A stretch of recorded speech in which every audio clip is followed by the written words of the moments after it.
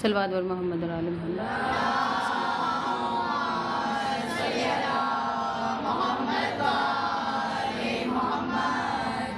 एक सूरह फातिहा बराए साले सवाब। ज़ीशान फातिमा बिन्ते अज़ीज़ुल हसन जाफ़री, असद अब्बास इब्ने जावेद आलम जाफ़री। ज़ीशान फातिमा बिन्ते अज़ीज़ुल हसन जाफ़री, असद अब्बास इब्ने जावेद आलम जाफ़री।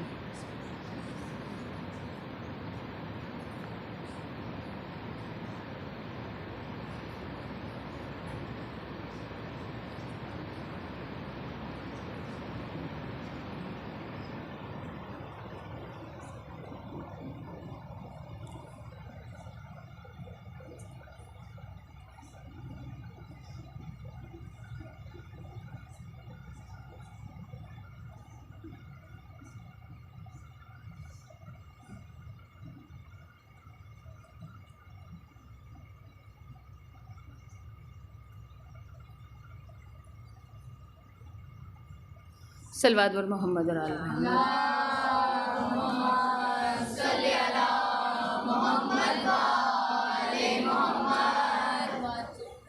औज़ु बिल्लाहि मिनश शैतानिर रजीम। बिस्मिल्लाहिर रहमानिर रहीम।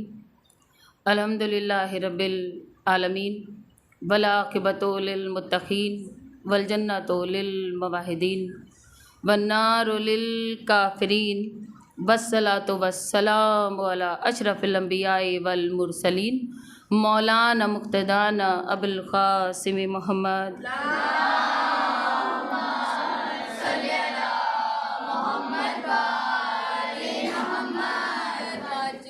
वालिहिल अतयबीनल अथरीन वलानतुल्लाहि अला आदाइहिम अजमईन।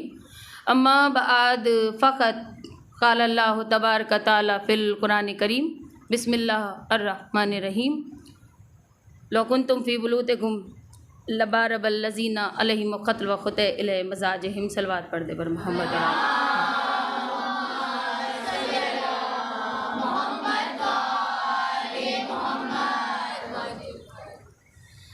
परवरदिगार आलम ने इस कायनात को खल्क़ करने का मकसद अपनी तमाम मखलूक़ पर इस अंदाज़ में अया किया कि उसने हमारी हिदायत के लिए, हमारे बख्शिश के लिए, हमारे वसीला निजात के लिए वो सब कुछ अता किया जिसके हक़दार उसने अपनी मखलूक़ को बनाया। इसलिए कि खुदावंद आलम कभी भी अपने देने में कमी नहीं करता। देखिए, हमारे मांगने में कमी हो सकती है, उसके देने में कभी कमी नहीं हो सकती। वो माबूद इलाही कि जब ज़माने ने रास्ते को देखा, या परवरदिगार ये रास्ता तो है, मंजिल हमें मालूम नहीं, उसने कहा अगर मैंने रास्ता बनाया है तो मैं हादी भी दूंगा। जब ज़माने में उसने देखा अंधेरा है, ये कायनात अभी रोशन नहीं है, उसने फ़ौरन 14 सितारों से अपनी कायनात को रोशन कर दिया। मैंने आपके सामने कह दिया है। अब क्योंकि वक्त गुज़रता जा रहा है, दिन कम रह रहे हैं, तो मैं कोशिश करूँगी वक्त बेशक कम हो लेकिन बातें ज़्यादा हों।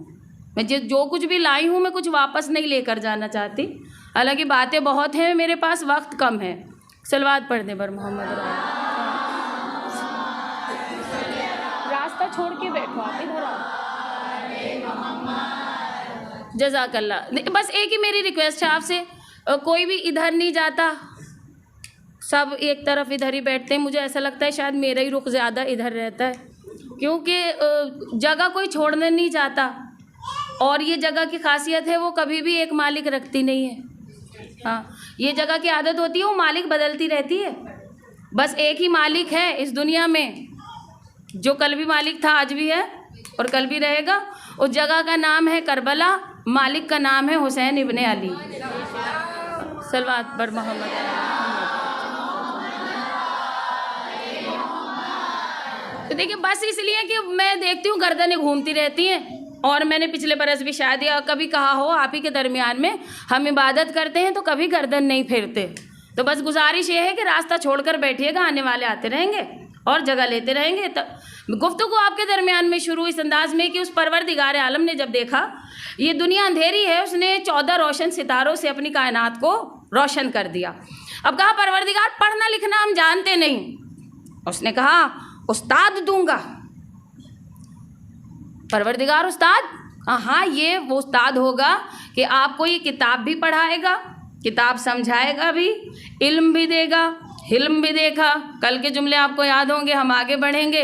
रिजवी सादात को थोड़ा सा पीछे छोड़कर आज दोहरी जिम्मेदारी हो जाएगी काज़मी सादात की, इसलिए कि उसने उनके लिए इरशाद फरमा रहा है कि जिनके मुक़द्दर में, जिनके मिजाज में हमने कत्ल होना लिख दिया हमारे दीन के लिए, तहफ़्फ़ुज़ के लिए, और अल्लाह की तौहीद यानी बक़ाए तौहीद के लिए हमने इनके मिजाजों में कत्ल होना लिख दिया। तो इनके जो आने का मकसद है इस दुनिया में, ये कुछ नहीं करते सिवाय हिदायत के। ये जो मासूमीन हैं, जो अहले बैत हैं, आप मुझे खुद बता दें अगर हिदायत के सिवा इन्होंने कुछ भी किया हो। इनका हर अमल हिदायत है या नहीं है? ये जो अहले बैत हैं, इनका जो हर अमल है वो सिवाय हिदायत के कुछ और नहीं है। और उसने कहा जो मनसब मैंने इन्हें दिया है, ज़माना कितना भी छीनने की कोशिश करता रहे, वो मनसब इन्हीं का था, इन्हीं का है और इन्हीं का रहेगा। तो बग़ैर जिनका हर कदम हिदायत है, ये जो कुछ करते हैं वो हिदायत होता है। इसी वजह से उसने कहा कि ये चलें तो हिदायत, मैं देखूंगी कौन कितना समझदार है। थोड़ा सा चेक करना पड़ेगा, थके थके बैठे।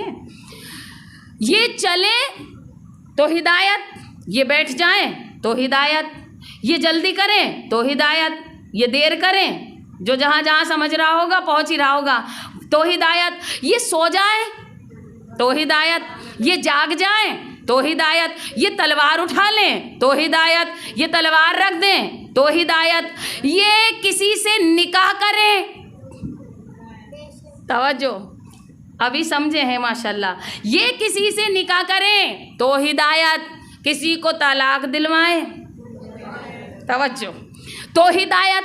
पता चला इनका हर अमल सिवाय हिदायत के कुछ और नहीं है। इनका उठना हिदायत, इनका बैठना हिदायत, इनका सोना हिदायत, इनका चलना हिदायत, इनका वजूद हिदायत, इनका बोलना हिदायत। अगर ये जल्दी करें तो हिदायत, देर करें तो हिदायत। सबसे ज़्यादा देर की गई थी गदीर के मैदान में, 3 दिन लेट मजमा। अब मैं गदीर नहीं सुना रही हूँ आपको, अब जहाँ जहाँ से बात छोड़िए वहाँ वहाँ से आपको साथ लेकर चलना है। सबसे ज़्यादा जो देर की गई थी, कहाँ की गई थी? ये देर करें तो हिदायत है। अब सोचेंगे रसूल अल्लाह ने 3 दिन लेट क्यों कर दिया था? ईरान वाले भी लेट, यानी ईरान वाले भी लेट हो गए, कूफे वाले भी लेट हो गए, मदीने वाले भी लेट हो गए, 3 दिन सारे के सारे लेट। नबी रोकते रहे, जाने किसी को दिया नहीं, पता चला हिदायत हो रही थी। तवज्जो, अब मुझे नहीं पता आप कितना समझेंगे, हिदायत हो रही थी, क्योंकि ये देर कर दें तो भी हिदायत ही होती है। अब 3 दिन सारे के सारे देर से पहुँचे, ईरान वाले भी, मदीने वाले भी, पता चला कूफे वाले भी। इसलिए नबी ने देर की क्योंकि देनी थी हिदायत, क्योंकि वक्त से अगर पहुंच जाते, समझदार बहुत थे, काफ़िलों पर नज़र रखते थे, देखते थे कहाँ कहाँ से गुजरा। अब जब पता चला हर जगह से 3 दिन देर से गुजर रहा था, तो आप बताएं जो वक्त पर पहुंच जाए उससे नहीं पूछा जाता कहाँ से आ रहे हो। जब समझिएगा खुदा के लिए, जो वक्त पर वापस आ जाए उसका तो मालूम है जहाँ गया था वक्त पर आ गया, लेकिन जो देर से आए उससे पूछा जाता है कहाँ से आ रहे हो। इसीलिए नबी ने 3 दिन की देर करवाई कि मदीने वाले जाएं तो भी बताएं विलायत अली सुनकर आ रहा हूँ, मक्के वाले जाएं तो भी बताएं, पता चला ईरान वाले जाएं तो भी बताएं, कूफे वाले जाएं तो भी बताएं कि अली की विलायत का ऐलान सुनकर आ रहे हैं। इनका हर अमल जैसे हिदायत है, इसी तरह से ये किसी भी मनसब पर रहें, ये रहेंगे इमाम।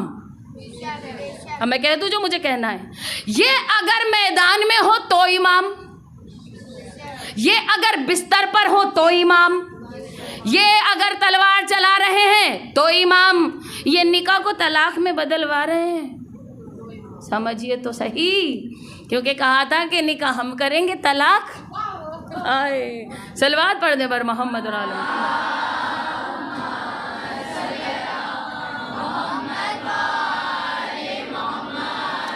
जी सलामत रहें।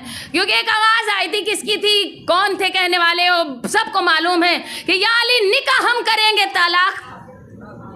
तो ये तलाक दिलवाए तो भी इमाम, ये अगर मैदान में हो तो भी इमाम, ये अगर तलवार चलाए तो भी इमाम, ये अगर किसी को क्या बिस्तर से हटाए तो भी इमाम। तो मैं कह दूं जो मुझे कहना है, ये अगर जिंदान में हो तो भी इमाम है, ये अगर तख्त पर हो तो भी इमाम है, ये बाजार में हो तो भी इमाम है, ये जिंदान में हो तो भी इमाम है। इसलिए कि जिंदान की दीवारें इनको रोक नहीं सकती, इनके वजूद को रोक सकती है। इसलिए कि इमामत के फजाइल जिंदान की दीवारें तोड़कर बाहर आ जाते हैं। ये शरफ इन हस्तियों को हासिल है कि ये जिंदान में भी रहें तो फजाइल दीवारें तोड़कर। आप मुझे बताएं, जिंदान की दीवारें ही तो टूटी होंगी, जब ही तो बाहर आ गए। क्यों कि एक मूसा है नबी, एक मूसा है इमाम। क्या कहा मैंने आज, काज़मी सादात की दोहरी जिम्मेदारी कौन कौन है? बस कोई बात नहीं है, तो घराना एक ही, लेकिन आप अब चुप ना बैठिएगा बिल्कुल। हाँ, क्योंकि फिर अब ये है ना कि कल को जाफरी की बात होगी, फिर आबदी की बात होगी, तो इसी तरह से जो है एक सलवात पढ़े बर मोहम्मद और आले मोहम्मद।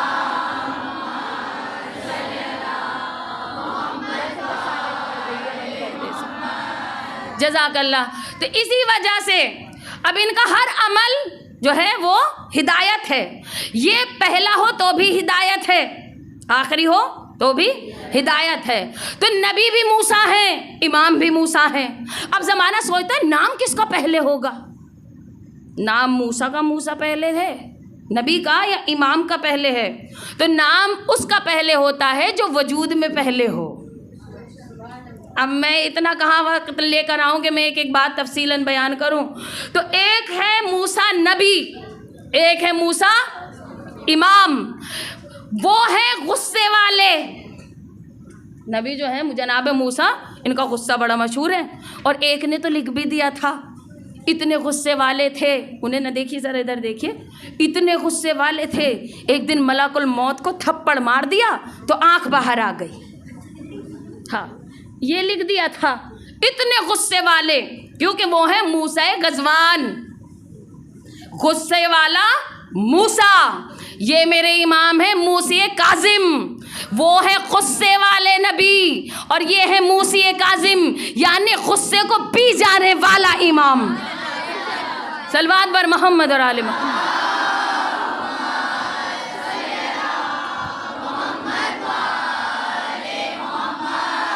देखिए, ये इतवार का दिन गुजर गया और मेरे मौला से मंसूब है बुध का दिन, हमारे 7वें इमाम से बुध का दिन मंसूब है।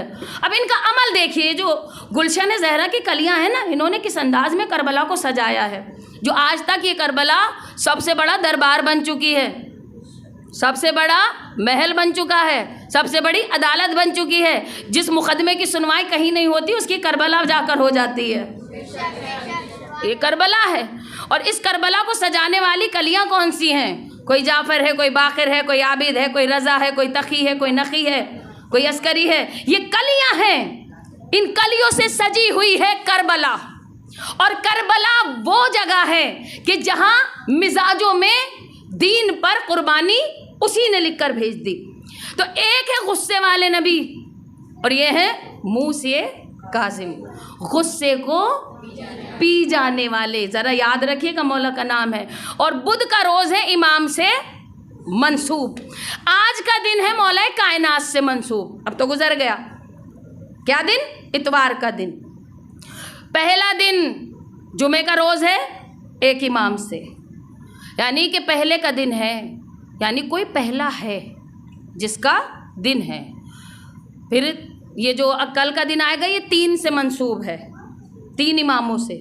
इमाम सज्जाद, इमाम मोहम्मद बाखिर, यानी कि पता चला कि कोई है जिनके 3 हैं, कोई जिनके ये दिन हैं। तो हर एक दिन हर एक इमाम के साथ मंसूब। फिर भी मेरी माएँ बहनें कहती हैं मंगल को ये ना करना, बुध को ये नहीं होगा, जुमेरात को वो भी नहीं होगा। क्यों? रीज़न बताएं, रीज़न क्यों नहीं होगा? ये बिल्ली रास्ता नहीं काटती, ये हमारे वहम सब कुछ करा देते हैं। अब वो कहते हैं ना जी बिल्ली ने रास्ता काट दिया, अब नहीं गुजरेंगे। वो बिल्ली कुछ नहीं कह रही, ये जो जहन में वहम है ये कुछ ना कुछ करा देता है और फिर उस पर स्टैंप लग जाती है, हाँ बिल्ली थी। इसी तरह से जी बुध का दिन इसके लिए नहीं, मंगल का दिन उसके लिए नहीं, बस जो तौज़ीउल मसाइल में है वो तो है, उससे आगे कुछ भी नहीं है। जो कुरान में है वो है, उससे आगे कुछ भी नहीं है। जो मासूमीन के फरमान में है वो है, उससे आगे कुछ नहीं है। किसी मासूम ने नहीं फरमाया कि बिल्ली रास्ता काट जाए तो वापस पलट जाओ। अच्छा फरमाया है? सब मना कर रहे हैं फिर भी वापस, हाँ मना सब कर देंगे फिर भी वापस चले जाएंगे जी बिल्ली ने रास्ता काट दिया। इसी तरह से मंगल का दिन हो, बुध का दिन हो, हफ्ते को ये नहीं होगा, कहीं कहीं तो मजलिस भी नहीं होती जी फला दिन।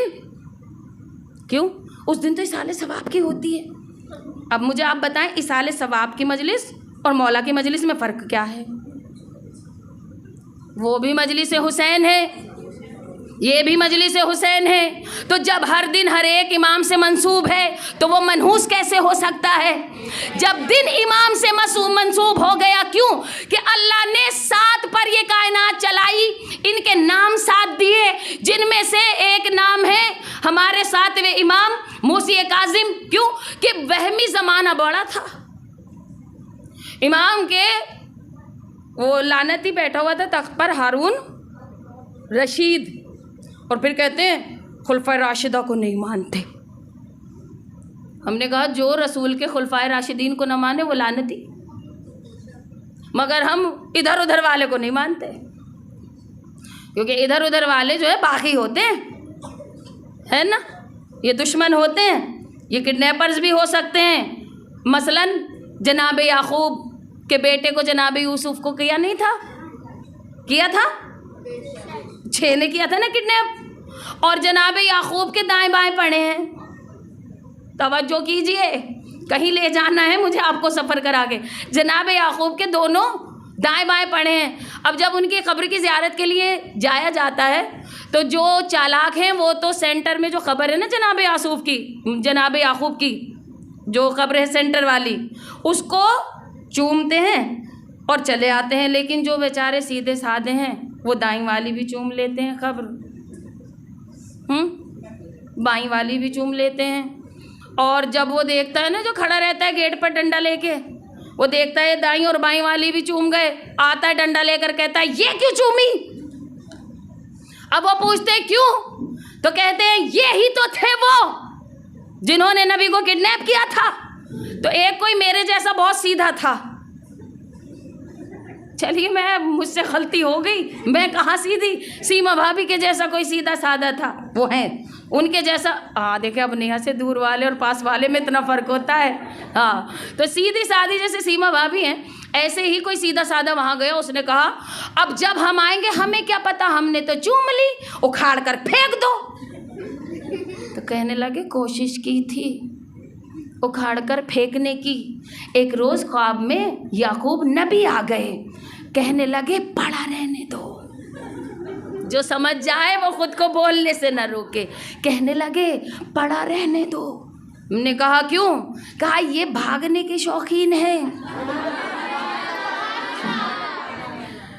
उखाड़ कर क्यों नहीं फेंकी जाती कब्र कि नबी ने ख्वाब में आकर नोटिफिकेशन दे दिया, नोटिस भी दे दिया, इंडिकेशन भी दे दिया और हुक्म भी दे दिया, पड़ा रहने दो। क्यों मौला? कहा ये भागने के शौकीन हैं, ये मेरी औलाद के मुजरिम हैं। अगर ये भाग गए और रोज़े महशर खुदा ने कहा याकूब कहाँ है मुजरिम, मैं कहाँ ढूंढता फिरूंगा, एक को दाएं से उठाऊंगा, आए ना ना ना ना ना, समझ में आए तो बोलिएगा, एक को दाईं तरफ से उठाऊंगा, दूसरे को बाईं तरफ से उठाऊंगा, ले जाकर अल्लाह के सामने रख दूंगा। सलवात पर मोहम्मद और आले मोहम्मद।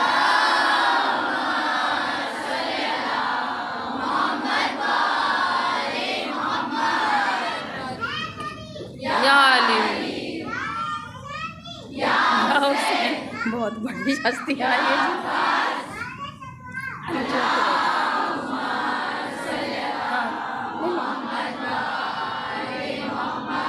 जी, बहुत बड़े आए थे नारे वाले, क्या कहने, मौला सलामत रखें। उम्मीद नहीं थी कि इतने बड़े बड़े नारे लगाने वाले भी मौजूद हैं। अच्छा, खुशी मुझे इस बात की है और बड़ा दिल को सुकून मिलता है कि यहाँ जो छोटी छोटी बहनें हैं ना, उन्हें बहुत दिलचस्पी है इस जिक्र से, और अल्लाह उनको कामयाब करे और यूं ही ये मोहब्बत जारी रहे, सारी रहे, चलती रहे। जैसे अज़ादारी चलती है इसी तरह से हमारे दिलों में मोहब्बत अहले बैत भी चलता रहे। इसलिए इसी वजह से ये जितने भी हैं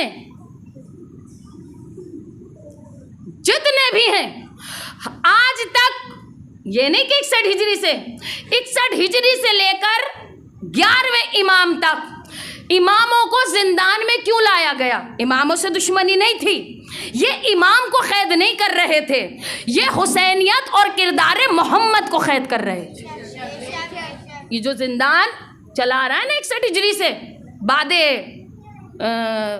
रोज़े आशूर, उसके बाद से जो ये सिलसिला जारी है, ये जो जिंदान में भेजा जाता है, ये किसी हस्ती को नहीं, ये हुसैनियत और किरदार मोहम्मद को कैद कर रहे हैं। तो लानती हारून रशीद बैठा था तख्त पर,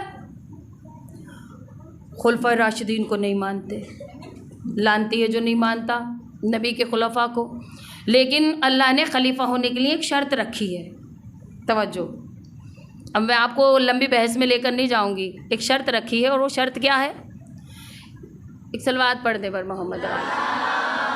ये दे रही हूँ।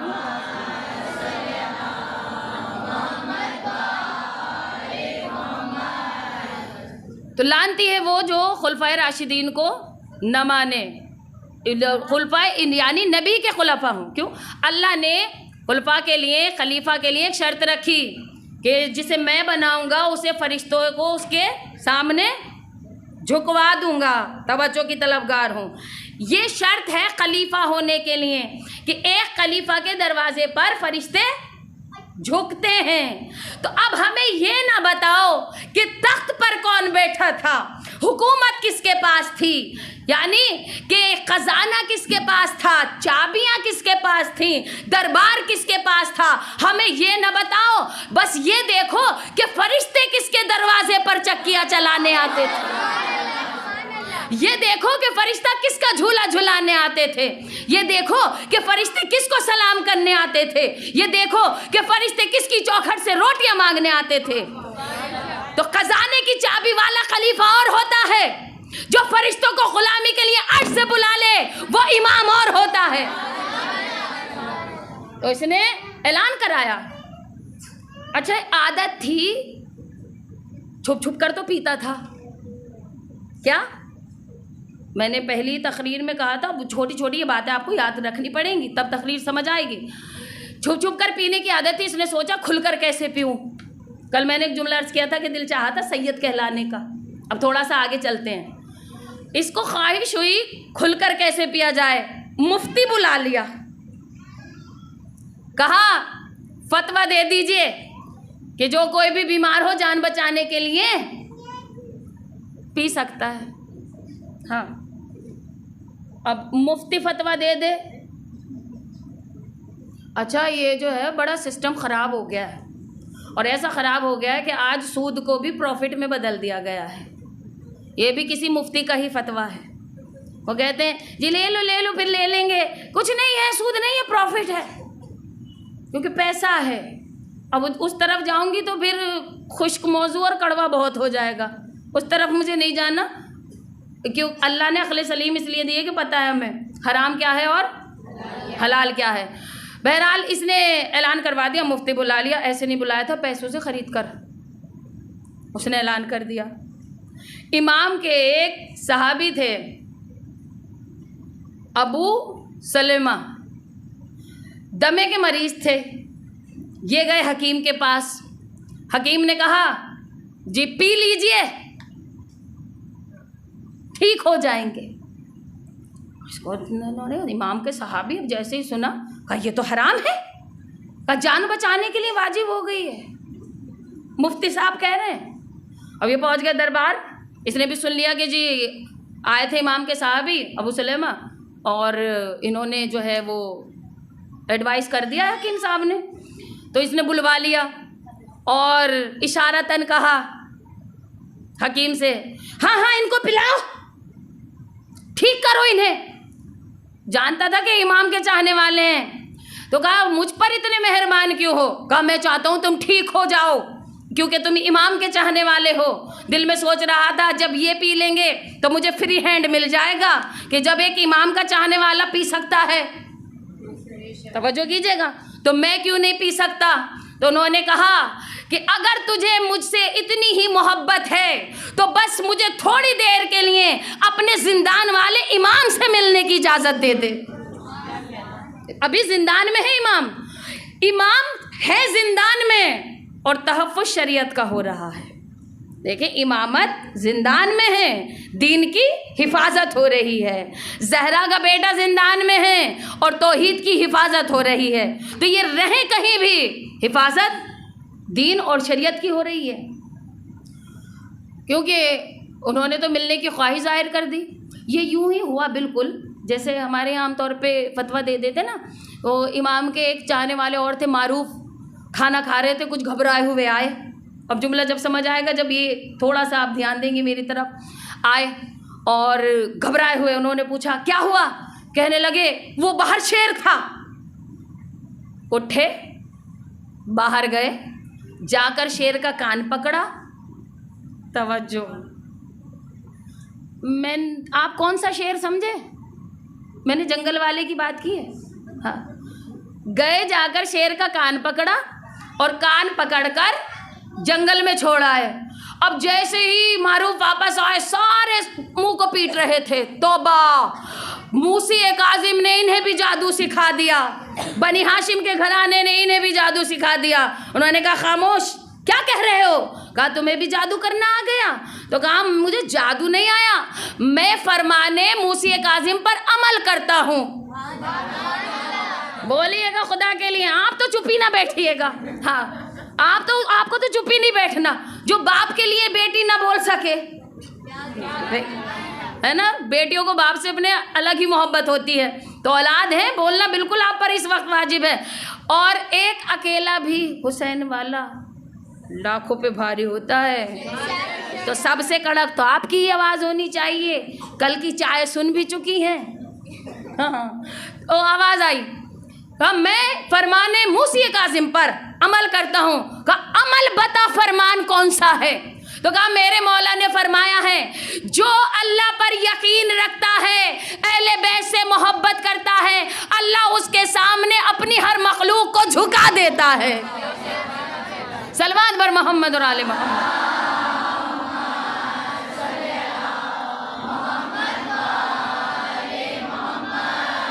जज़ाकल्लाह। तो अब जब ख्वाहिश जाहिर की ना अबू सलेमा ने कि जी मुझे इजाज़त दे, अगर तुझे मुझसे इतनी मोहब्बत है, मैं अपने इमाम से मुलाकात करना चाहता हूँ। इजाज़त दी गई। ये आए जिंदान में, आकर इमाम को सलाम किया और सलाम करने के बाद कहा मौला या इमाम, बीमार हूँ, हकीम के पास गया था, वो और वो दोनों कहते हैं कि मैं अगर शराब पी लूँ तो मेरी बीमारी का इलाज हो जाएगा। इमाम ने फरमाया तो पी ले। कहा मौला मैं हकीम के साथ रोज़े महशर नहीं उठूँगा, मैं आपके साथ उठूँगा। तवज्जो, मुझे मोहब्बत हकीम की नहीं है, मुझे मोहब्बत आपसे है। तो इमाम ने फरमाया अगर हमसे मोहब्बत है और रोज़े महशर हमारे साथ उठना चाहते हो तो पीना नहीं, इसलिए कि अल्लाह ने इसको हराम करार दिया है। और किसी ने भी जानबूझकर एक कतरा भी शराब का पी लिया और बगैर तौबा मांगे वो मर गया, हम अहले बैत कभी भी उसकी शफाअत नहीं कराएंगे। तो कहा मौला फिर वो क्यों कह रहा है कि पी सकते हैं? इमाम ने फरमाया जाओ जाकर उससे कह दो कि कम से कम अल्लाह पर झूठ ना बोले, कि झूठ तो बोले लेकिन अल्लाह पर तो झूठ ना बोले, इसलिए कि अल्लाह ने कभी भी हराम ग़िज़ा में शिफा नहीं रखी। सलवात पर मोहम्मद और आले मोहम्मद।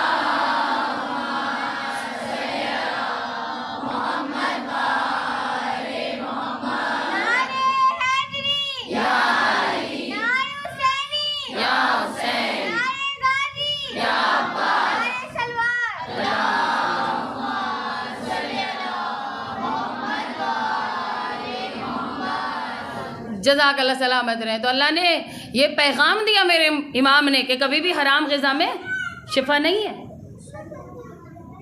क्योंकि एक बात मुझे बताएं, हराम से कभी भी तरक्की, मनसब, अज़मत नहीं मिलती, प्रमोशन नहीं होता, डिमोशन ज़रूर होता है।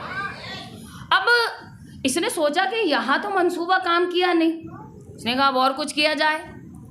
उसने अपना एक, मैं यूँ कहूँगी, चमचा भेजा। कहाँ? जिंदान में गया खुद साथ में। उसने जाकर कहा मौला इमाम से मुलाकात की, ना चाहते हुए भी जैसे ही गया ना जिंदान के अंदर, खुदा की कसम इतना नूर था कि ना चाहते हुए भी लबों पर सलाम आ गया। अब इसकी हालत ऐसी है ज़ारा की, झूमने वाली, माशाल्लाह। नहीं फ़ज़ाइल सुनकर, वैसे नहीं, हाँ चेहरा बता रहा है जो झूम कर, गाना भी माशाल्लाह सुभान अल्लाह। यही कैफियत चाहिए होती है अहले बैत की मोहब्बत के लिए। तो आवाज़ दी। अब इसने ना चाहते हुए भी लबों पर इसके सलाम आ गया, जाकर मौला को सलाम किया। मौला ने देखा इसकी तरफ। अब इसने कहा या इमाम, आपका दावा है ना कि आपकी हुकूमत फ़र्श पर भी और अर्श पर भी? इमाम ने फरमाया बेशक। कहा मौला आपके पास दौलत की कमी तो है नहीं? तो कहा हाँ बेशक। कहा मौला आपको दरबार और तख्त की ज़रूरत तो है नहीं? तो मौला ने फरमाया बेशक। तो कहा मौला जब आपके पास इतनी दौलत है तो फिर थोड़ा सा इंतज़ाम यहाँ भी कर लें। तवज्जो कीजिएगा, जिंदान में आपको कुछ आसानी ही मिल जाएगी। और कैसा जिंदान था ये मैं भी आपको बताऊंगी। इमाम के चेहरे पर मुस्कुराहट आई। कहा तू हमसे बात कर रहा है कि हम दौलत का इंतज़ाम करें, हमें आसानी मिल जाएगी। इमाम के चेहरे को देख रहा था लानती। इमाम की निगाहें थी इसकी तरफ, इसकी निगाहें इमाम की तरफ। इमाम ने फरमाया ये दीवार देख रहा है? तवज्जो। कहा जी मौला। कहा ये जो दीवार है अगर मैं चाहूँ तो, अब इस लफ्ज़ पर ज़रा याद रखिएगा, इमाम ने फरमाया अगर मैं चाहूँ तो ये दीवार सोने की हो जाए। इमाम ने कहा नहीं, उसकी दीवार की तरफ देखा नहीं। अब कोई ये कहे कि जी दीवार ने सुन कैसे लिया? तो आपने सुना नहीं कि दीवारों के भी कान होते हैं? और इस बात को वो अच्छे से समझेगा जिनके पड़ोस होते हैं। दीवारों के कान होते हैं और ये बात उसकी समझ में ज़्यादा आएगी जिनके पड़ोस होते हैं। क्यों कि मेरी माँ बहनें कहती हैं यहाँ बात नहीं होगी, अंदर चलो। रीज़न दीवारों के कान होते हैं। और दीवारों के कान ही तो थे कि इधर मौला ने कहा कि अगर मैं चाहूँ तो ये दीवार, तवज्जो मेरी तरफ देखिएगा, ये दीवार सोने की हो जाए। तो जैसे ही मौला ने कहा इसकी निगाहें घूमी कहाँ? दीवार की तरफ। और इमाम की निगाहें इसके चेहरे की तरफ। अब इसके चेहरे का रंग तब्दील हो गया, इमाम के चेहरे पर मुस्कुराहट हो आई। इमाम से कहने लगा, इमाम ने देखा दीवार तो सोने की है, तो कहने लगा मौला ये तो दीवार सोने की हो गई, दीवार सोने की हो गई। इमाम ने देखा, मुस्कुराए। इमाम ने दीवार को अब कहना शुरू किया, मैंने तो तुझसे कहा भी नहीं कि तू सोने की हो जा, तू सोने की हो भी गई। अब खामोश रहेंगी तो मुझे अफसोस होगा कि तू सोने की हो भी गई।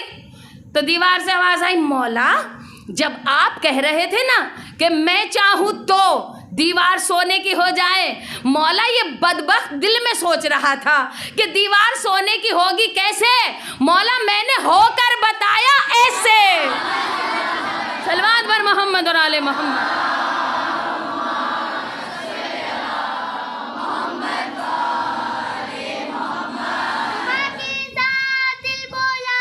अली मौला, अली मौला, ज़मीं बोली फलक बोला, अली मौला, सितारा टूट कर बोला, अली मौला, अली मौला। नारे हैदरी, हैदरी, नारे हुसैनी, नारे गाजी, या नारे सलवात। अल्लाह सल्लल्लाहु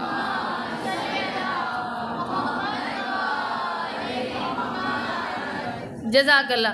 तो देखिए जिनके वो हराम को भी हलाल में बदलने के पीछे सारी ज़िंदगी गुजार दें, उनसे मसले पूछने वालों का अंजाम हमेशा बुरा ही होता है। हुआ क्या था कि जी ईरान का बादशाह था, उसने गुस्से में बीवी को दे दी थी तलाक।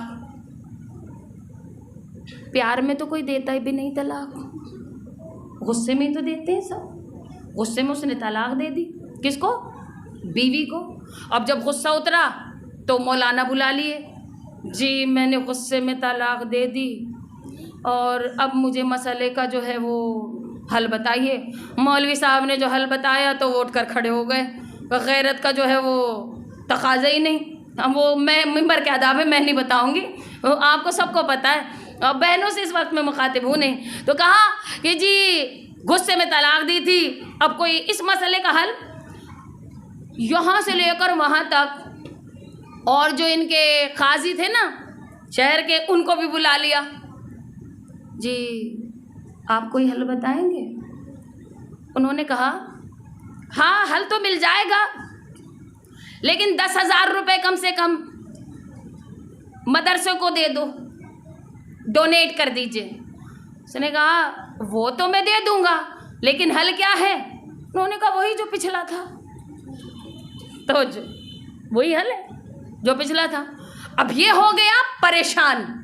उसने कहा आखिर किया क्या जाए जो मसले का हल भी मिल जाए और रिश्ता भी बच जाए और गैरत भी रहे। इससे किसी ने कहा कि वादी कबीर में अल्लामा हिल्ली के वालिद रहते हैं, उनको बुलवा लें। अली के दर के ग़ुलाम हैं। हाय, जो अभी तक नहीं जागा था अब जाग जाएगा। कहा अली के दर के ग़ुलाम हैं, मसले का हल तुझे मिल जाएगा, इसलिए कि चौखटे ज़हरा का इल्म इनके पास है। यानी आले अभी तालिब है, चौखटे ज़हरा का इल्म इनके पास है, इनके पास तमाम इल्म मौजूद है, बुलवा ले। ग़ुलाम भेज दिए, ग़ुलाम गए अल्लामा हिल्ली के वालिद साहब के पास, वादी कबीर पहुंच गए और जाने के बाद कहा हुजूर आपको बादशाह ने बुलवाया है। उन्होंने देखा, कहा एक सवाल का जवाब दो, प्यासा कुएं के पास जाता है? इसे कहते हैं ग़ुलाम हैदर कर्रार। प्यासा कुएं के पास जाता है या कुआं प्यासे के पास आता है? तो कहा प्यासा जाता है। तो कहा ये बता मसला तेरे बादशाह का है या मेरा है? तो जो कीजिएगा, मसला जो है वो तेरे बादशाह का है या मेरा है? कहा मसला तो बादशाह का। तो कहा जाकर उसको भेज। ये है सच्चे आलिम, उस दौर के आलिम। और आपने देखा होगा जो मेरी माएँ बहनें हैं, मैं उनसे मुखातिब हूँ इस वक्त, जो मेरी माएँ बहनें उन्हें अच्छे से पता है, इसको कहते हैं सच्चा आलिम। जिसके पास समुद्र भी चलकर चला जाए वो है सच्चा आलिम। अब से 50-70 साल पहले हमारे आलिम दीन के पास मंत्रियों की गाड़ियाँ खड़ी रहती थीं। आज उल्टा हो गया, हमारे आलिम दीन की गाड़ियाँ इनके पास हैं। ये फ़र्क आ गया। तो कहा बादशाह को भेज दे। ये वापस मायूस होकर जाने लगा। 12 साल के अल्लामा हिल्ली आए। वो अभी बच्ची ने नारा लगाया ना, मुझे याद आ गया बस यही, हालांकि जहन में था नहीं। 12 साल के अल्लामा हिल्ली आ गए। आने के बाद उन्होंने कहा बाबा वो मायूस होकर जा रहा है। तो कहा मसला उसके बादशाह का है, मेरा नहीं है, मैं क्यों जाऊं? कहा बाबा हमारे दरवाजे से कभी भी, जिसके हम गुलाम हैं, उसके दरवाजे से कभी कोई खाली हाथ नहीं गया, आप मसले का हल बता दीजिए। तो कहा कि जब खाली हाथ नहीं गया, कहा मौला तो सबके मसले बताते थे। तो उनके वालिद साहब ने कहा कि कभी कभी मौला इमाम हसन मुस्तोकब्बा को भी तो मसलों का हल बताने के लिए भेज देते थे। तो कहा अच्छा बाबा मेरी समझ में आ गया। 12 साल के अल्लामा हिल्ली पूरे ईरान से मनाजरा करने के लिए, पूरे ईरान से मनाजरा करने के लिए सवार होकर कहाँ पहुंच गए? बादशाह के दरबार में। अब वहां की सिचुएशन देखिए, हालात छोटे बड़े, ऊंचे नीचे, इसमें तो पता भी नहीं चलेगा। हाँ, ऊंचे नीचे, नीचा ये, हाँ, सारे के सारे बैठे हुए और कह रहे थे, आलिम आ रहे हैं, कोई भी बैठने की दरबार में जगह ना देना। कुर्सियां लग गई, सारे के सारे बैठ गए। मैंने कहा हम बैठने की जगह नहीं देंगे, हमारे होते हुए कोई और आए, ये जज्बा सब में मिलेगा। हाँ, हमारे होते हुए कोई और आए। अब जब देखा कि आलिम तो आए नहीं, आलिम की जगह एक 12 साल का बच्चा आ रहा है।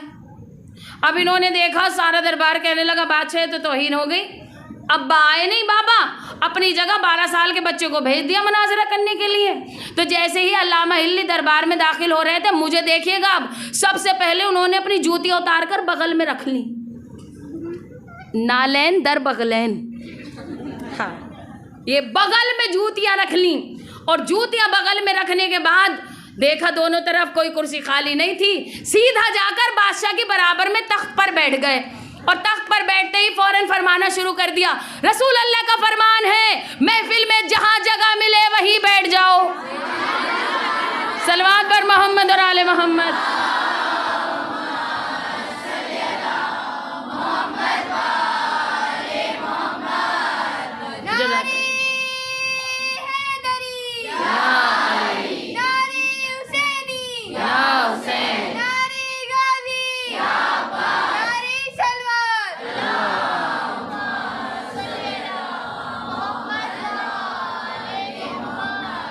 जी सलामत रहें। क्या फरमाया बैठते ही कि मौला अगर नबियों के सुल्तान का फरमान है, महफिल में जहाँ जगह मिले। अब जब नबी की हदीस है तो कोई क्या बोले। अब इन्होंने कहा अच्छा, अंदर अंदर। फिर कहने लगे, अब जो देखा बगल में जूतियाँ, तो कहा अच्छा ये बता, नबी का फरमान तो है, लेकिन आप ये बताएं ये जूतियाँ बगल में क्यों हैं, और वो भी बादशाह के तख्त पर। तो अल्लामा हिल्ली ने कहा मैं परदेसी हूँ, गरीबुल वतन हूँ और छोटा भी हूँ। अगर मेरी बादशाह के दरबार में से जूतियाँ चोरी हो गई मैं क्या करूँगा। अब ये सारे परेशान और हैरान, कहने लगे बाहर देखो चांदी की जूतियाँ, महंगी महंगी जूतियाँ बाहर पड़ी हुई हैं, आपकी आम सी जूतियाँ चोरी हो जाएंगी। कहा नहीं नहीं, जो ये बादशाह का दरबार है इससे कैसे जूतियाँ चोरी होंगी। तो कहा नहीं, जब नबी की मस्जिद से नबी की चोरी हो सकती है,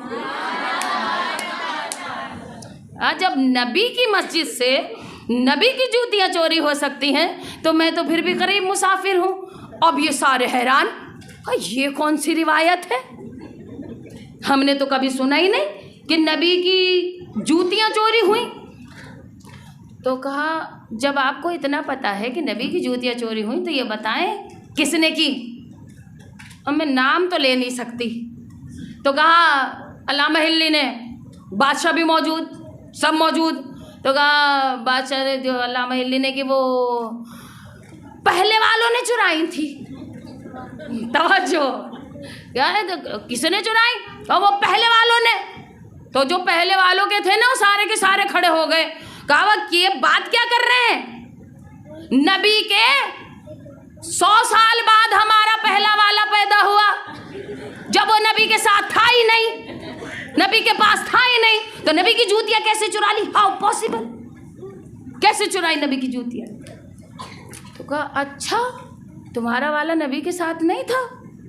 अब गौर कीजिएगा मेरे जुमलों पर इस वक्त। तो कहा ओहो वो पहले ने नहीं, दूसरे ने चुराई थी। हाँ, दूसरे ने चुराई थी। अब वो दूसरे वाले के भी वो पैरोकार खड़े हो गए। उन्होंने कहा पहला हुआ था 100 साल बाद पैदा, हमारा वाला हुआ 150 से भी बाद साल के बाद पैदा, तो ये कैसे हो सकता है? हमारा वाला तो था भी नहीं, वो कैसे चुरा सकता है? तो कहा अच्छा तुम्हारे वाले ने भी नहीं चुराई, तीसरे वाले ने चुराई। हाँ, अब ये नाम पता है आपको, ये जो बाद में वो इमाम है ना, पहले दूसरे, हाँ, इमाम हम्बल, इमाम शाफई, ये सारे, तो वो सारे के सारे खड़े होते रहे। तो ये मैं ख़तरा भी ले लेती हूँ, कोई बात नहीं। आज भी एक मैसेज वो कमेंट आया था मजलिस में पर, तो आज ही मैंने मेरी निगाह पड़ी मजलिस में जाते वक्त, उस पर लिखा था मुहर्रम में इतना मेकअप करके बैठती हैं तो बाद में क्या होता होगा। अब मैंने कुछ कहा तो नहीं, लेकिन यहाँ से एक जवाब है उनके लिए, सुन लें कि आपको मेकअप कम नज़र आया, मैंने तो बहुत ज़्यादा किया हुआ है। समझदार को इशारा काफ़ी, क्योंकि मेरे पास जिस कंपनी का मेकअप है आपको उसका एड्रेस नहीं पता। ये जो मेकअप है ना मेरे पास, जिस कंपनी का है उसका आपको नाम और एड्रेस ही नहीं पता। अगर नाम और एड्रेस पता होता तो आप फ़ज़ाइल को एक्टिंग ना कहते, मसाइब को एक्टिंग ना कहते। अब जिसने पढ़ा होगा उसे पता होगा। इसलिए कि जो फ़ज़ाइल अहले बैत को एक्टिंग समझे, उसे नूर के पैकर का, नूर के घराने का, नूर की कंपनी का ना एड्रेस पता है ना नाम पता है, नाम और एड्रेस ही नहीं पता। बहरहाल हम ऐसों पे जाते ही नहीं, जिसकी जो मर्जी कर ले, क्यों कि इज्जत और जिल्लत उसके हाथ है, वही देने वाला है। बहरहाल तो कहा वो तीसरे वालों ने चुराई, जो तीसरे वाले थे ना उन्होंने जरूर चुराई होंगी। तो कहा इतने भरोसे से कैसे कह रहे हो कि तीसरे वालों ने चुराई होंगी? तो कहा आप बताएं फिर किसने चुराई? तो कहा तुम तो हमारे इमाम को कह रहे हो कि तीसरे वालों ने चुराई। कहा बादशाह इनकी मत मारी गई है, हमारा तीसरा वाला तो और बाद में पैदा हुआ, न नबी की सूरत देखी, न नबी की सीरत देखी, न नबी के साथ नमाजें पढ़ी। अब बोलिए गए खामोश, आपकी मर्जी।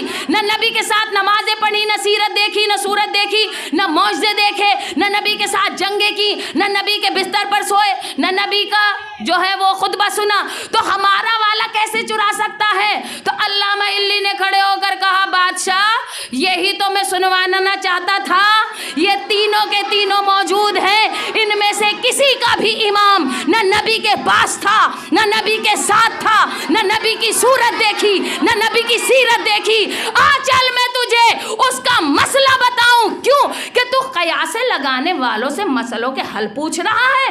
चल मैं तुझे उसका मसला बताऊं कि मोहम्मद सजदे में होते थे, वो पुश्त पर सवार होता था। अली अली अली अली अली अली अली अली अली अली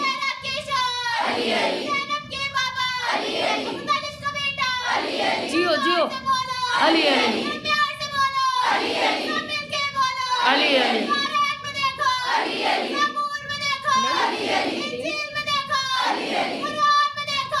जज़ाकल्लाह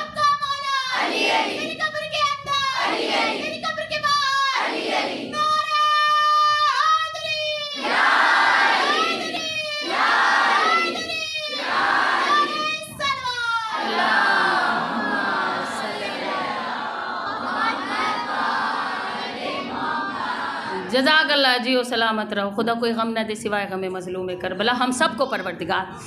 तो कहा तो क़यास लगाने वालों से मसलों के हल पूछ रहा है, मैं उसका मसला, उसकी शरीयत, उसका दीन बताता हूँ कि मोहम्मद सजदे में होते थे और वो पुश्त पर सवार होता था। इसीलिए फ़िक़्ह जाफ़रिया भी है, कल इंशाअल्लाह इसी से आगे का सिलसिला जारी रहेगा। फ़िक़्ह जाफ़रिया भी यही है, मसाइल के हल भी इसी दरवाज़े पर। क्यों कि ये अपने चाहने वालों को इतना नवाज देते हैं कि इनके चाहने वालों का कद इतना बुलंद हो जाता है कि कायनात छोटी नज़र आती है। ये जो किताब का नाम है मनाक़िब अहले बैत, अल-क़तरा भी कहते हैं इसको, अहले सुन्नत की मैंने उस रोज़ भी जिक्र किया था, उसमें वाक़या लिखा हुआ है। अली बिन सालेह तालकानी, तालकान है जगह का नाम, और जहाँ वो जो रहते हैं उसको कहते हैं तालकानी। इमाम मूसा काजिम का दौर, जिंदान में इमाम के दौर का ही। अब मैं जहाँ मैंने आपको छोड़ा था मैं फिर वहीं आ गई हूँ, और तकरीबन बस मैं मंजिल के बिल्कुल क़रीब। ये समुद्र में निकले कश्ती में सवार होकर सैर करने के लिए। अगर आपने पहले कभी नहीं सुना हो ना, तो फिर मेरी मेहनत के लिए जो है थोड़ा सा मैं चाहूँगी कि आपकी आवाज़ें आएँ। ये समुद्र में निकल गए, कश्ती में सवार हुए, तूफान आया, लहरें आईं, कश्ती टूट गई, ये खो गए भंवर में। एक उसे क्या कत्ता कहते हैं कुछ, जो समुद्र में रहता है, ये काफ़ी वक्त तक उस पर रहे। अब कितना अर्सा उसमें ये तफसील नहीं है, उस पर रहे। वो बहा बहा कर इनको एक ऐसे मकाम पर ले आया कि इन्होंने देखा कि काली सियाह आंधी आ रही हैं। जब समुद्र में तूफान आता है तो कैसा रहता है, आपने देख रहे हैं 2 दिन से कैसे काले काले बादल आ रहे हैं। हाँ, तो मेरा दिल चाहा कि इमाम की मुझे जिक्र करना है, क्यों ना ज़रा बादलों पर भी गौर हो जाए। तो काले काले बादल, खौफनाक माहौल, डरावना मंजर। इन्होंने ये कहते हैं कि मैंने कहा परवरदिगार या तो तू मौत दे दे, मैं इस खौफनाक मंजर को बर्दाश्त नहीं कर सकता, तू मुझे मौत दे दे। उस वक्त मेरे दिल में किसी के लिए एक उम्मीद जागी, और मैंने देखा कि एक रोशनी सी आई है, और वो जो कत्ता था वो मुझे बहाकर एक मकाम तक लाया, और मैंने देखा कि वहाँ पर कुछ रोशनी सी है, कि मैं वहाँ चला गया। अब आगे बढ़ा तो एक गार मुझे नज़र आया, तवज्जो कीजिएगा कि मैं गार में पहुँचा, परिंदे, परेशान हालात। मैं आपको डरा नहीं रही हूँ, जब समुद्र में तूफ़ान आते हैं आप ज़रा देखिए, आप खाली हमें सोशल मीडिया पे देख के खौफ आता है, जो घिरा हुआ हो उसमें उसको कितना खौफ आएगा, मौत मांग रहा हो जो, इतना डरावना खौफज़दा मंजर हो। और मैंने देखा एक गार है, मैं उसके अंदर चला गया, देखा तो गार में नूर ही नूर था, वहाँ कोई बैठा हुआ था। कहा जब मैंने अल्लाह से दुआ की ना इन्होंने कि परवरदिगार मौत दे दी, तो आवाज़ आई कि मांगो उसके वास्ते से जिसके सदक़े में नूह की कश्ती किनारे लगी। कहा मैंने वसीला दिया कि परवरदिगार उसी मुश्किल कुशा का वास्ता मेरी मुश्किल को आसान कर। तो जैसे ही कहा ना, तो सामने कार नज़र आई, अंदर पहुँचे, नूर ही नूर कोई बैठा हुआ था, जाकर सलाम कहा, आओ, नाम लिया, अली बिन साले, आ जाओ। तो कहा मौला आपको मेरा नाम मालूम है? कहा हमें तो ये भी मालूम है कि जब आप घर से निकले थे तो बीवी ने क्या कहा था।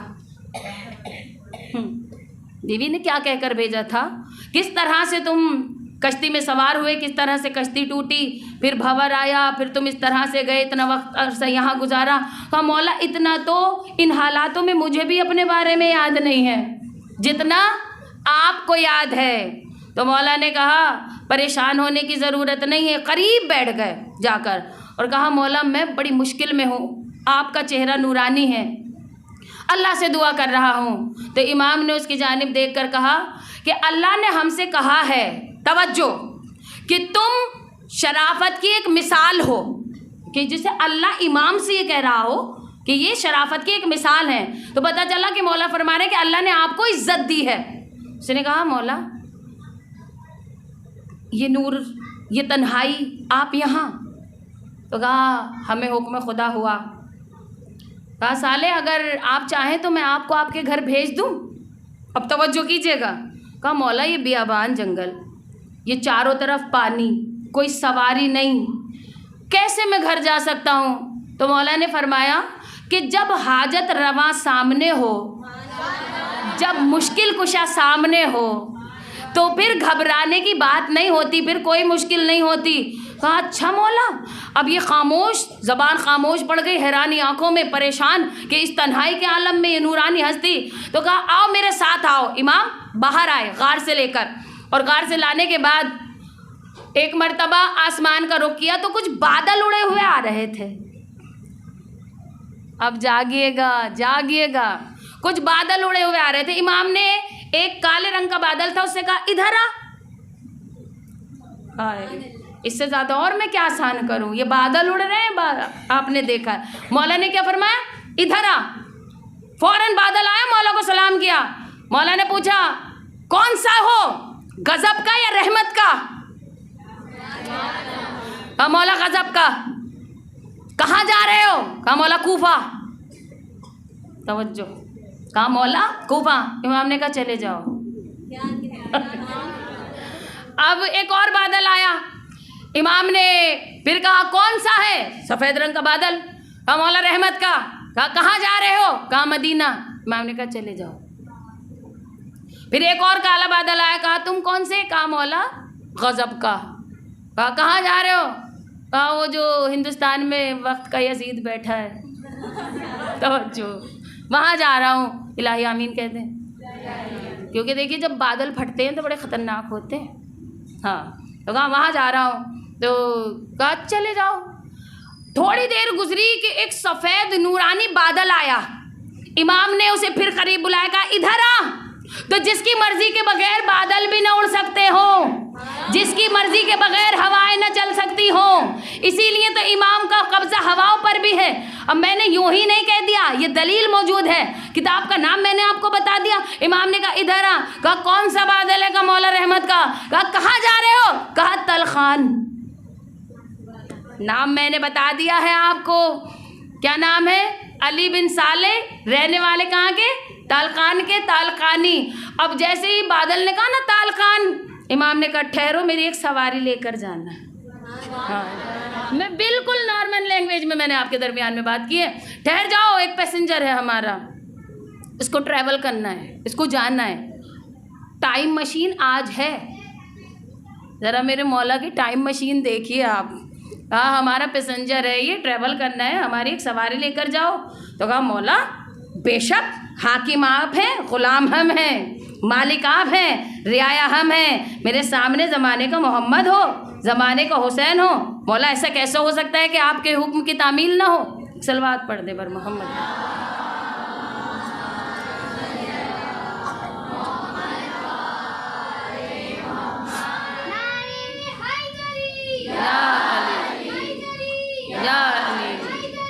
या अली लब्बैक या हुसैन, लब्बैक या हुसैन।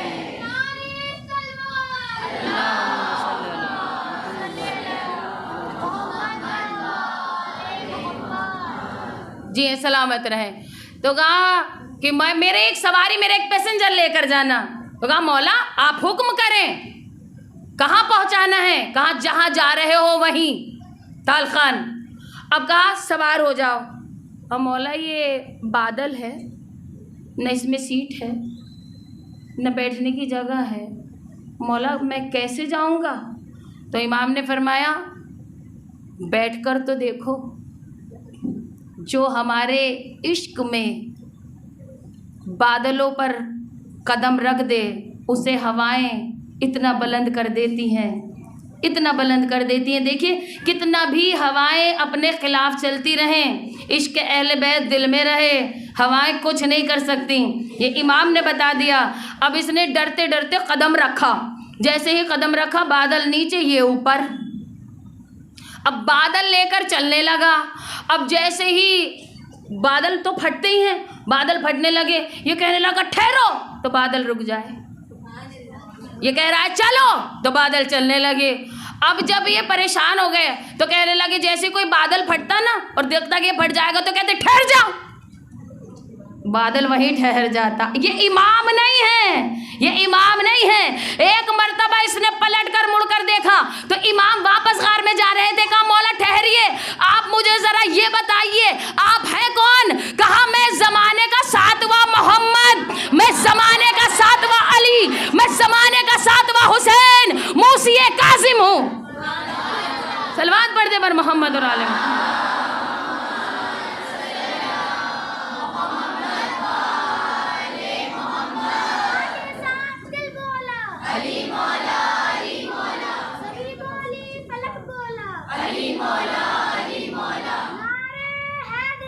या अली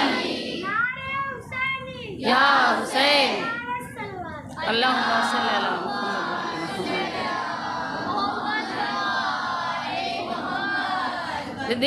देखिए जिसे जिंदान की दीवारें ना रोक सके वो मूसी काजिम, जिसकी फजीलत को जिंदान अपने अंदर न रोक पाए वो मूसी काजिम।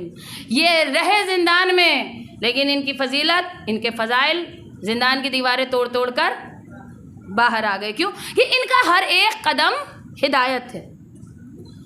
जिस जिंदान में इमाम मूसी काजिम थे, और वो जिंदान सुनिएगा क्योंकि आज हमें जिंदान वाली बेटी का हमें पुरसा देना है। ये जो जिंदान था, सबसे ज़्यादा अरसा जिस हस्ती ने जिंदान में गुजारा है उस हस्ती का नाम है इमाम मूसा कासिम। 14 साल, 25 बरस हारून रशीद लानती इब्ने लानती की हुकूमत रही। दोनों इमामों का दौर आया। हमारे इमाम ने 25 साल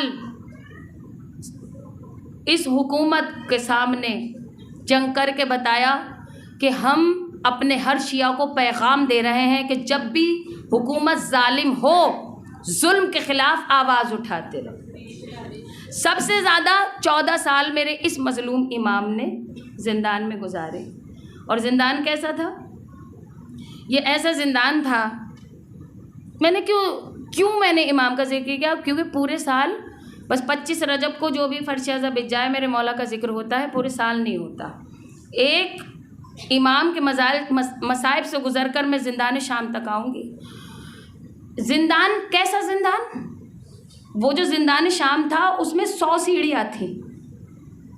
और ये जो इमाम मूसी काजिम वाला ज़िंदान है, ये ऐसा ज़िंदान है कि कभी इमाम ने खड़े होकर नमाज नहीं पढ़ी। जब भी नमाज पढ़ी रुकू की हालत में। क्यों? कि ऊंचाई इतनी नहीं थी कि इमाम खड़े होकर नमाज पढ़ सके। एक जुल्म। अब दूसरा सुनिए। जो दाहिनी और बाईं तरफ दीवारें थीं,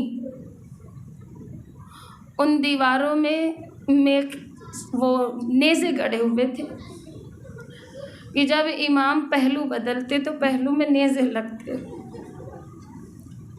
एक जुल्म और सुनिए। जो छत थी उस पर आग रोशन करके जब इमाम नमाज पढ़ते तो उस आग को इमाम के ऊपर फेंका जाता। ऐसा जिंदान। वहाँ सब कैदी साथ थे, यहाँ इमाम तन्हा थे।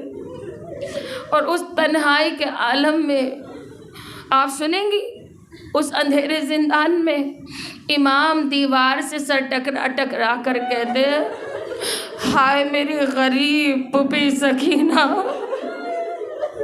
हाय मेरा जद्दे गरीब आबिद बीमार।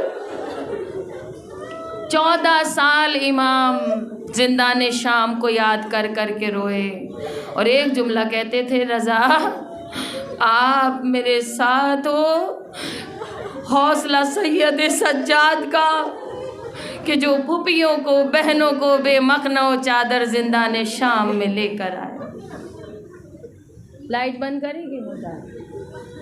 देखिए जिंदान शाम सुनना और सुनाना, इसके लिए बहुत हौसले की ज़रूरत है। क्यों? कि जो 14 बरस कैद में रहने वाला मेरा मज़लूम इमाम है, 14 बरस। सबसे ज़्यादा क्यों? कि 2 जनाजे इतने करीब हैं इस घराने के, 2 जनाजे। हाँ, जो भी रोशनी हो आज सब बंद कर दे सब, क्योंकि मुझे नहीं पता मेरा कब आना होगा। अगर मैंने कभी भी शहज़ादी का ताबूत या और मैंने कभी भी बयान किया तो मैं शहादत ज़रूर उसी अंदाज में पढ़ूंगी। लेकिन जो भी लाइट्स हो सब बंद कर दें और जितनी मेरी माएँ हैं ऐसे रोना जैसे जिंदान शाम में रबाब रोई थी।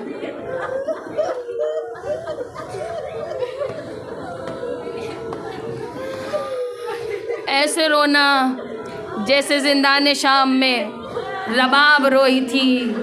ऐसे रोना कि 100 सीढ़ियों का दरवाज़ा, जिसके दरवाजे पर एक हथकड़ियों में बेड़ियों में जकड़ा हुआ भाई। ये 2 जनाजे बहुत गरीब हैं। एक बगदाद के पुल पर रखा हुआ जनाजा, दूसरा जिंदाने शाम में एक गरीब भाई के हाथों पर जो जनाजा था। ये 2 जनाजे बेहद गरीब जनाजे हैं। आप रो रही हैं, रोने की सदाएं बेहद बुलंद है। जिंदान के दरवाजे पर हथकड़ियाँ पहने हुए, बेड़ियाँ पहने हुए इमाम सज्जाद बैठे हुए, अहले हरम खाक पर बैठे हैं जिंदान में। अब जब कोई भी उधर से गुजरता तो इमाम सज्जाद उससे रो के कहते, मेरी हथकड़ियाँ हिलाना नहीं, मेरी बेड़ियाँ न हिलाना। शाम गरीबा के बाद से जो मेरी बहन सोई नहीं, हो सकता है मेरी बहन सो गई हो। ये कह कह कर रोइएगा, हाय सकीना हाय शाम, हाय सकीना हाय शाम। वो बाबा बाबा कह के रोती थी, वो बाबा बाबा कह के रोती थी। मैं आज शहादत बयान नहीं करूँगी, शहादत मैं कल पढ़ूँगी। आज तो जिंदान में गुरबत सकीना सुन लीजिए।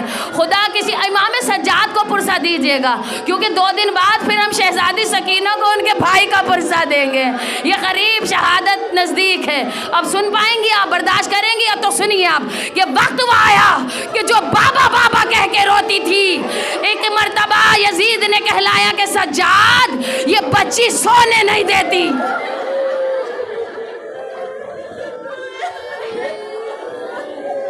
अंदाज वो होना चाहिए रोने का कि जैसे रोने का हक है। एक मर्तबा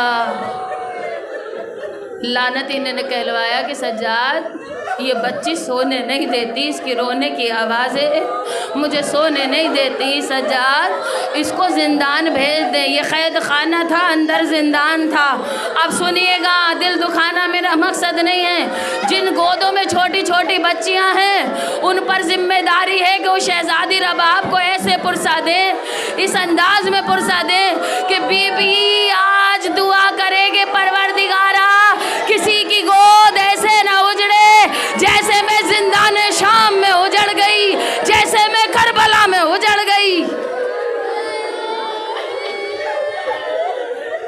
आप हौसला करके सुनती रहिए, मैं पढ़ती रहूँ। लानती ने कहलवाया इमाम से, लानती ने क्या कहलवाया इमाम से, मुझे ये बच्ची सोने नहीं देती, ये बाबा बाबा कह के रोती रहती है, ये बाबा बाबा कह के तड़पती रहती है।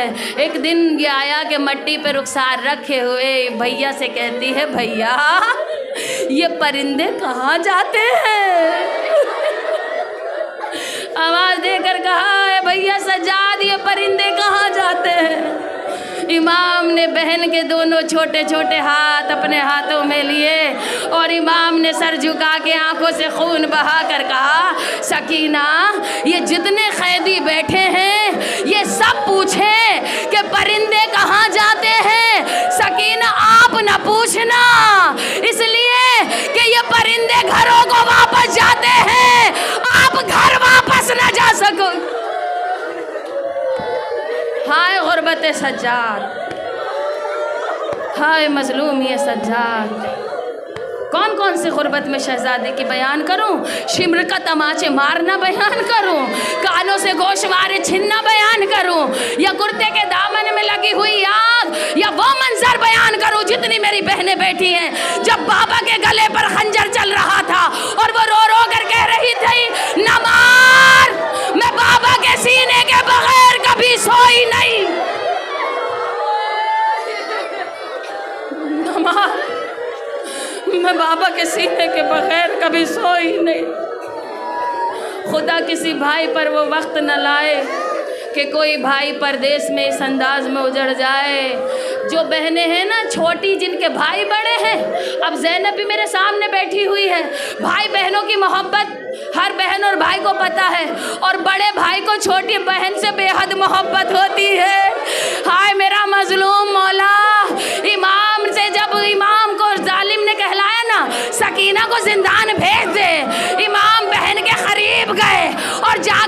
सकीना माफ कर देना, भाई बेबस बेकस है, भाई मजलूम है। इमाम ने सकीना को आगोश में उठाया। देखिए कुछ आवाज़ें ऐसी हैं कि मुझे नहीं पता कि अगला जुमला सुनने के बाद वो किस अंदाज में क्रिया करेंगी। अगर कोई संभल ना पा रहा हो तो बराबर वाला संभाले उसको, खुद को हौसला दे। पहले अब मुझे कह लेने दें, और तवील मसाइब मुझे पढ़ने नहीं हैं। बहन को सीने से इमाम सज्जाद ने लगाया, बंधे हुए हाथों से सीने से लगाया। प्यासी बहन है, ज़ख्मी बहन है, सीना ज़ख्मी है, ज़ख्मों से कुर्ता चिपका हुआ है।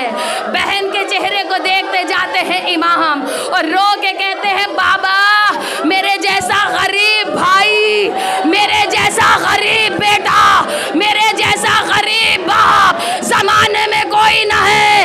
ए बाबा, आपने ज़माने में ऐसा भाई देखा है जो अपने हाथों से अपनी बहन को जिंदान में लेकर जाए? हाय सकीना कह के रोए, हाय सकीना। इमाम सज्जाद ने आगोश में बहन को लिया, जिंदान की जानिब इमाम सज्जाद चले, पीछे पीछे जनाब फिज़ा चली। जो नहीं रो पा रहा ना, मुझे देखे एक लम्हे के लिए, मुझे हैरानी होगी उस आग पर जो बीबी रबाब को आज पुरसा ना दे सके। ये वो बच्ची का पुरसा है जो 72 को रोती रही, जो बाबा को रोती रही। सुनिएगा, इमाम चले पीछे पीछे फिज़ा चली। इमाम जब लेकर पहले जिंदान में इमाम आए, आवाज़ सकीना आई, भैया यहाँ गर्मी बहुत है, यहाँ गर्मी बहुत है। दूसरा जिंदान आया, भैया मेरा दिल घबरा रहा है। तीसरा जिंदान आया, ए भैया यहाँ अंधेरा बहुत है। चौथा जिंदान आया, ए मेरे मजलूम भाई सकीना मर जाएगी। जब आया 5वां जिंदान, कहा भैया तन्हा ना छोड़ देना, सकीना मर जाएगी। इमाम ने बहन को जमीन पे बैठाया, रोते हुए मुंह फेर लिया, इधर चले सज्जाद। हाँ ऐसे ही रो, ऐसे ही रो। इमाम ने गरीब बहन को खाक पर बैठाया, मुंह फेर कर सैयद सज्जाद रोने लगे। एक मर्तबा शहजादी सकीना की आवाज़ आई, भैया मुझे तन्हा छोड़ न जाना, सकीना मर जाएगी। भैया सकीना मर जाएगी। इधर इमाम मुँह फेर कर चले, उधर जनाब फिज़ा से सकीना ने कहा, अम्मा फिज़ा एक लम्हे के लिए मेरे क़रीब आई है। जनाब फिज़ा बीबी के क़रीब गई, न जाने कान में क्या कहा शहज़ादी सकीना ने कि तड़प के फिज़ा ने मुँह पीटना शुरू किया। आवाज़ दी, सज्जाद अभी न जाना, सज्जाद अभी न जाना। इधर पलटे इमाम, कहा अम्मा फिज़ा क्या हो गया? रो के कहा, सज्जाद दुआ कर कि सभी के अभी फिज़ा मर जाए, दुआ कर सज्जाद कि फिज़ा को मौत आ जाए। कहा अम्मा मेरी बहन ने क्या कहा है? बीबी कहती है, सज्जाद मेरा कलेजा फट जाएगा, सज्जाद फिज़ा मर जाएगी। कहा अम्मा बताए मेरी गरीब बहन ने क्या कहा? अम्मा मेरी बहन सकीना क्या कह रही है? अब जितनी भाइयों वाली बहनें हैं उनके लिए आखिरी जुमला। एक आवाज़ दी, सज्जाद सकीना कह रही है कि अम्मा अगर इस अंधेरे जिंदान में सकीना मर जाए, अगर इस अंधेरे जिंदान में सकीना मर